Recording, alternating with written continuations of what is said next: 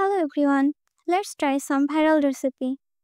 এই রেসিপিটা ইদানিং ভাইরাল হলেও this was our childhood memory.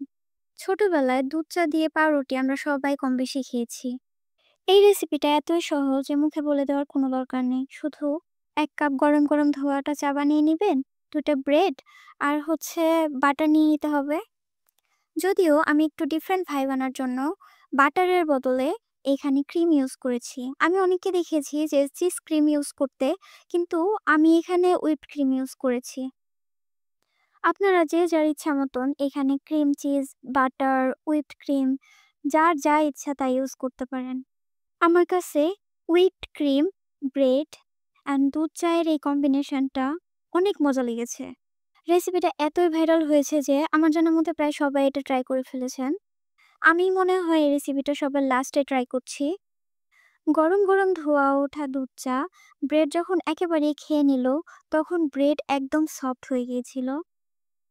অনেক সিম্পল আর কম ইনগ্রেডিয়েন্টে এই ডেজার্টটা আপনারা বানিয়ে নিতে পারবেন।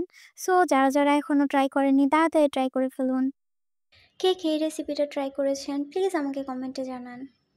আমার এই ভিডিওটা ভালো লাগলে লাইক, শেয়ার আর সাবস্ক্রাইব করতে ভুলবেন না। ধন্যবাদ। আর হ্যাঁ, আমার যদি কোনো ভুল হয়ে থাকে তাহলে কমেন্টে জানান।